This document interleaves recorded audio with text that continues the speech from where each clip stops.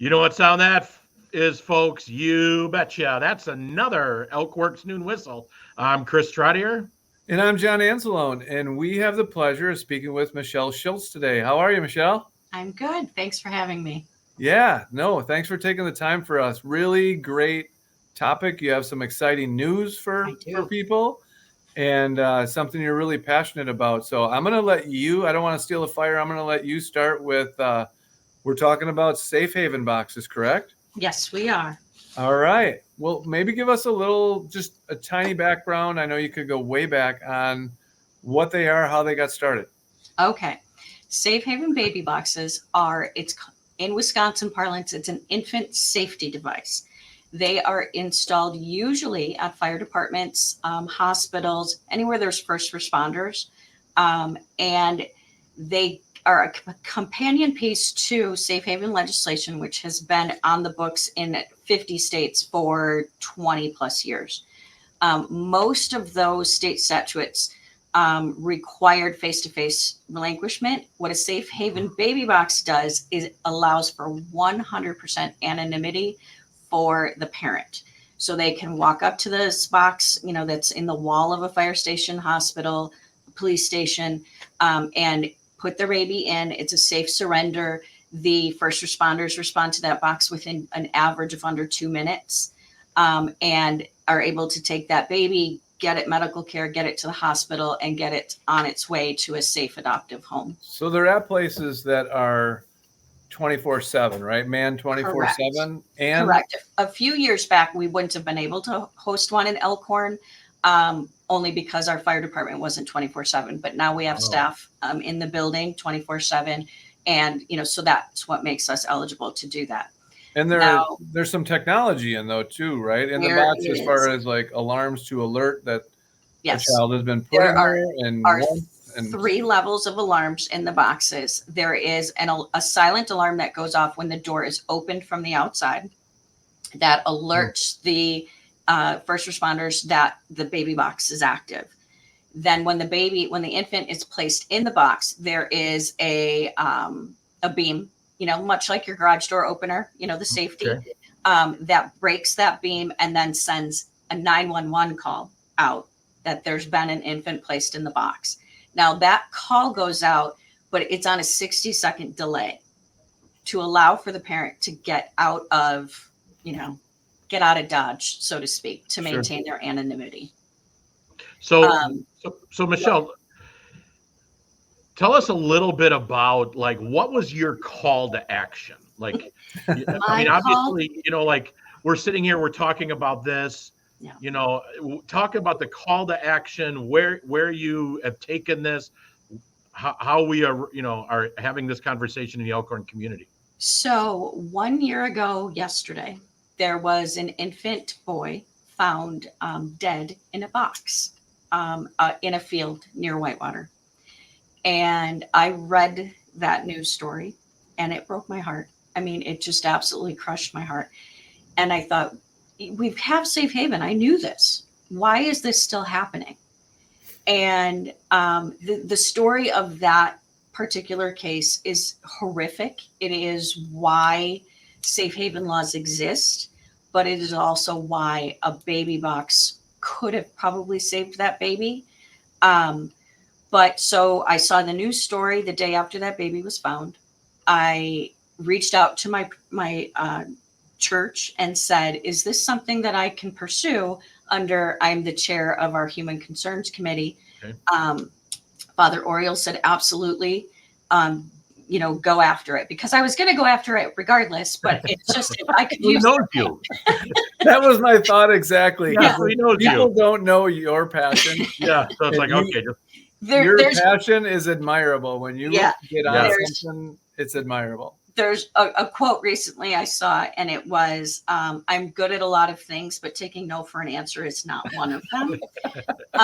So anyway, my parish priest said, absolutely, we can do this. So I reached out to State Representative Ellen Schutt, and as luck would have it, that day, I think there was a surrender in an Indiana baby box really around that time.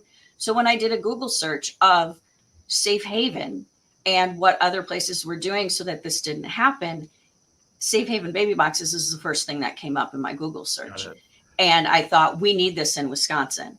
And so I reached out to State Representative Ellen Schutt, and she responded within 4 hours. So I have a question. Yeah, I have a question. So where's the gap in legislation, and why did you have to go that route in order to get what seems like fairly common sense, right? So Wisconsin's original safe haven legislation was interpreted to mean a face-to-face relinquishment, that you had to hand the baby to a first responder. Like leaving it at the fire station door was still against the law. Okay. That was an illegal abandonment. And most states were that way. I mean, there was about 13, I think, before Wisconsin modified theirs. And so I think now we're maybe up to 15. Do you think in that case, even though it's a no questions asked, you hand it over to an individual, it still discouraged people because they're like, yeah, right, it's a no, right? Like I'm there, they saw me walk away. Yes, and that's exactly it. That's exactly it. And I think especially in rural states, I just, everybody knows everybody. Everybody knows, recognizes somebody as, people might not know who my kids are, but they sure look at them and say, boy, they look familiar, And so I just don't think that face-to-face relinquishment works in rural states. I think that it's a bar too high. And thankfully, State Representative Ellen Schutt, she agreed. And so she took this on.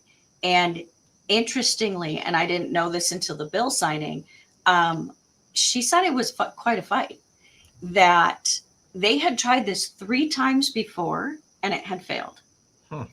And I think we were just in the right spot. And unbelievably, and I think this was the first miracle of this whole process, was it passed unanimously. Out of committee and both sides and on the floor of both the state Senate and the state assembly. And I mean, that in Wisconsin's political climate, that is a miracle. Chris and I have both heard you talk about this in different places, Michelle, and don't sell yourself short on your passion that I'm sure you relayed when you were up with the legislators and along the way. And just kind of to back up a little bit in the history of this, we talked a little bit before the show. The lady that started this was actually an abandoned baby at a hospital, correct? Yes, she was. She didn't find that truth out in her life until she was well into her 30s. And it just lit a fire in her to, think what could have gone wrong. And she was an EMT herself. And so she knew some of that heartache. And we have someone at St. Patrick's who was a Chicago cop. And he is just all on fire about this project because he said, you can't imagine what we see. And to think that this is just another tool, it not only protects those infants, it protects our first responders. Sure. I cannot imagine the damage it would do to my soul to find a dead infant in a dumpster or in a box in a field. And so I just feel like it's such an important tool for the whole community. And I mean, honestly, where we're at here in Elkhorn, for all of southeastern Wisconsin, being at this intersection of major highways, being so close to the state line. Illinois has Safe Haven, of course. But to my knowledge, the only baby boxes might be in the city of Chicago, that they're not anywhere else. And interestingly, Indiana has the most baby boxes. That's where the founder of Safe Haven Baby Boxes is located. And they get relinquishments from Illinois quite often. What are our next steps, Michelle? Our next steps? We went to city council last night. Yes, we passed unanimously through city council last night after some significant hurdles. I said in my speech there that as soon as you get insurance companies and lawyers involved, things get infinitely harder, and they did. But, our city has some really wonderful people on staff. City Clerk Lacey Reynolds, Our city attorney, Ward Phillips, really worked hard on this to get this done. And, symbolically on the anniversary of that baby being found, I thought was amazing. You can call it, there's a lot of different things to call it. But it was really a blessing that we could do that in his memory. And the other thing too is it was also National Sons Day. Oh, it was. Yeah, I only know that because everybody posts pictures. Yeah, I realized that late in the day, and I think I saw you do it. Yeah. So then now my boys would have been crushed, So now what's your next step? Where does it go, and who do you need to help? We are fundraising. We have had some very generous donations from private individuals, from the Elkhorn Rotary, from churches, but we're not quite there yet. But the installation is just the start. That's $15,500. We're very, very close to that. I tell people it's the easiest fundraising I've ever done, though. It is, who likes a dead baby, to be crass. Right. Yeah. So, but it's billboards, it's public education, because that box isn't going to help anyone unless people know about Safe Haven and know about the box. So Michelle, we have this link strolling across the bottom that is a link that people can donate. Tell us where that link goes. Does it just go to a general center, or is it really purposeful to our area? That is purposeful to our area. That goes to the Safe Haven organization, which they request that all funds in this endeavor, because they also run a 24/7 hotline. 24/7, they're answering the phone to women and families in crisis, to tell you about the resources in your state, to tell you about all of these things and the boxes. The box is a last resort. And honestly, they have had more relinquishments face-to-face than in boxes. And most of the time, they know that baby's coming because that parent has already reached out and said, I'm going to do this. And so they know that. And it's, we talked a little bit about some of the pushback on this. There's resources in the baby box for that parent to take out about their health, about public resources, about, the law that protects them. So it really, we're not abandoning those women either. And that hotline is available for them, forever too. They can call back in and say, hey, I relinquished, and is my baby okay? So when people donate, they can be assured it's going to support the project for our area.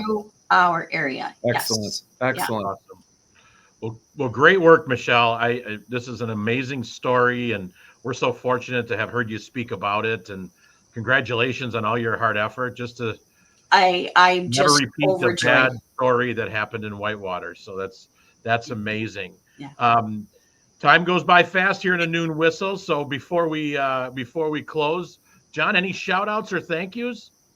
Today I'm just going to kick it right back to Michelle and thank her for her work and her passion and getting others involved and getting this started and getting the word out. Thank you for all you do and the extra time you take for these things. Thank you. Thank you. Yep. It's truly an honor to help our community do this. It really is. And I want to thank your church for getting behind this, and also, many fellow Rotarians and Rotary getting behind this. And we're lucky to have such an amazing community that gets behind worthwhile causes like this, just to save a life, right? Yes. Just to make everybody have a little bit better life. So yeah. Well, thank you so much, Michelle, for being on the Noon Whistle. Thanks for having me, guys. No, we appreciate it. And John, anything else? I guess one more thing, that I've known Michelle for 40 years, and I wouldn't say no to her either. You might try, but I have never tried. Well, thanks, Michelle, and John. Thanks. Good to have you back on. Thank you. Back in studio here. So, Michelle, please come again, and we'd love to have you back on the Noon Whistle anytime. To hear a celebration of success when that thing's installed. We will let you know. And maybe John will be on site for that. That would be a great recognition. That would be great. Celebration. Maybe we could do a fundraising push sometime through the Noon Whistle. Oh, I like that too. That would be awesome. All right. Well, thank you very much. And on that note, I think it's time to go back to lunch. All right. Thanks, Michelle. guys. Thank you. Take care, everybody.